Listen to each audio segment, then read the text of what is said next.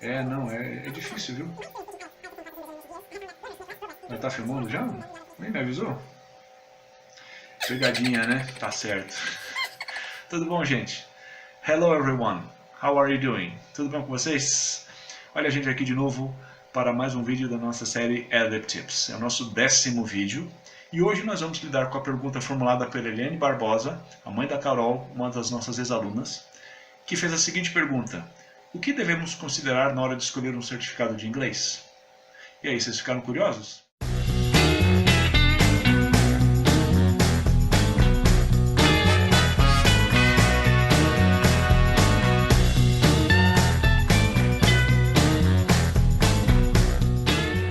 A maioria das pessoas procura um certificado por necessidade, ou seja, promoção, empregabilidade, para se manter no emprego, para a imigração, para estudar no exterior, algo assim mais a curto prazo, enquanto que um número menor o faz como investimento, pensando tudo nisso a médio e longo prazo.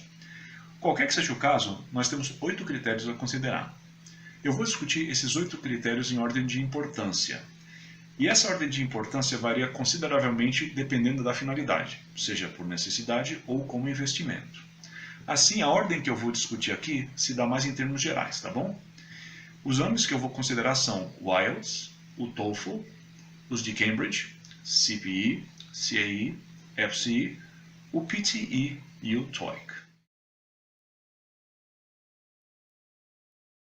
Bom, vamos falar então da finalidade.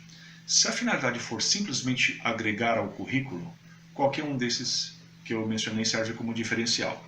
Embora o TOEIC tenha uma boa aceitação entre as empresas que submetem os funcionários aos exames de proficiência. Vou fazer um parêntese aqui. Note que nem todas as empresas exigem certificados durante o processo de seleção, mas eles são inegavelmente um diferencial considerável, né? São, no mínimo, uma alternativa àquelas afirmações genéricas que a gente vê bastante nos currículos por aí, do tipo inglês fluente, inglês avançado, né? Aqui você tem um documento que atesta o nível de proficiência do candidato. Agora, se sua finalidade for imigração ou fins acadêmicos, as opções aí são várias também.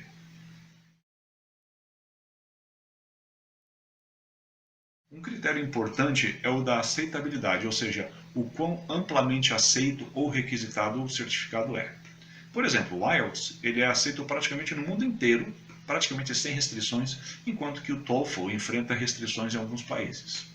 Ou seja, quanto mais requisitado for o exame, maior é o número de instituições às quais você pode se candidatar.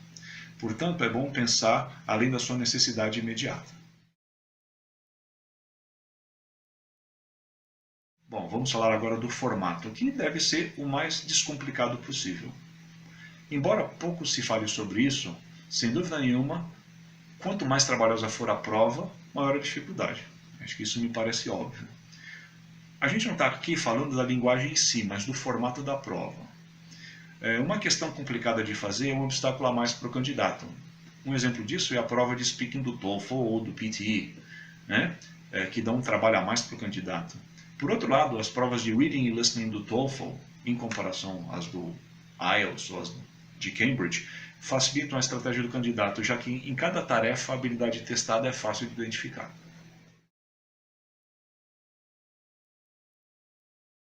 Outro ponto importante é o da estratégia, da análise racional das nossas chances de sucesso. Sim, a gente precisa pensar realista e estrategicamente, né? Antes de embarcar numa preparação, é bom a gente avaliar o nosso nível, né? Não adianta nada ambicionar um certificado muito avançado, como um CPE ou um CAE, por exemplo, ou uma pontuação alta, como um 7, um 7,5, 8 do IELTS ou acima de 100 no TOEFL, se o seu nível atual está longe disso. Veja que um curso preparatório não dá conta de cobrir essa diferença aí entre o seu nível atual e o seu objetivo. Pense bem. É bom escolher um que esteja próximo do seu nível ou que proporcione uma pontuação que seja aceita por um bom número de instituições. Assim, durante a preparação, você vai aproveitar melhor o seu tempo e o seu dinheiro, além de aumentar suas chances de sucesso.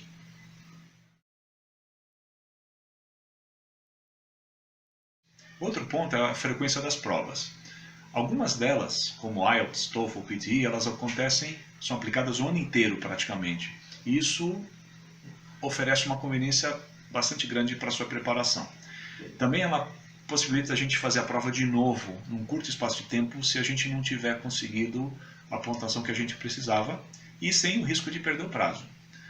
Por outro lado, aquelas que são aplicadas 2 vezes ao ano, como as de Cambridge, por exemplo, já são mais limitantes, né? Já que se a gente não conseguir o resultado, a gente vai ter que esperar mais 6 meses para fazer a prova de novo. Isso é dureza, né? Outro ponto que vai nortear nossa escolha é justamente a facilidade durante a preparação, né? Um exame que tem bastante procura, ele naturalmente vai oferecer um número maior de opções em termos de preparação, né? Já que você pode optar por esses cursos online, né? Que são bem em conta, ou um tutor particular, como eu, que pode atender plenamente às suas necessidades e vai se ajustar melhor também aos seus prazos, ou uma escola, que também é uma outra opção em conta. Em termos de centros de aplicação, você vai ter mais opções em termos de locais e datas de exame, e também o acesso aos materiais de preparação, já que é frustrante você ter que comprar um livro e saber que você vai ter que esperar 4 semanas para entregarem, já que ele está em falta na própria editora ou na livraria, né? Ou então vai ter que recorrer àqueles materiais de qualidade e origem duvidosa que a gente encontra na internet.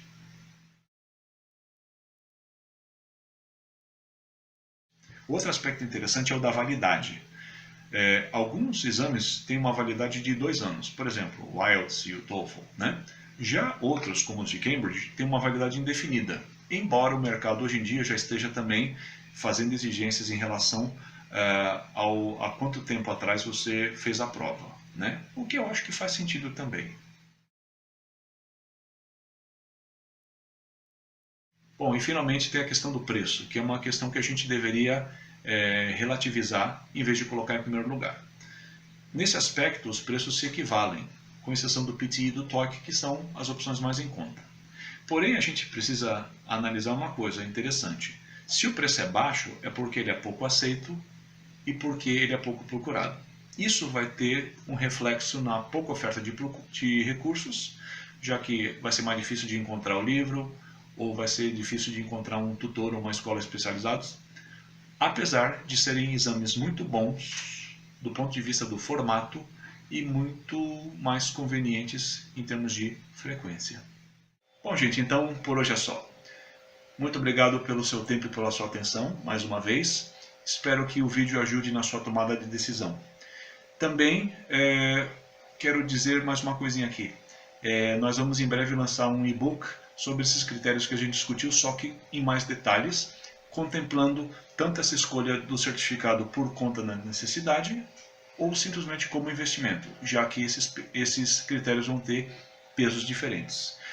Também muito obrigado a todos aqueles que vêm prestigiando o nosso canal no YouTube, o The EdUp Channel.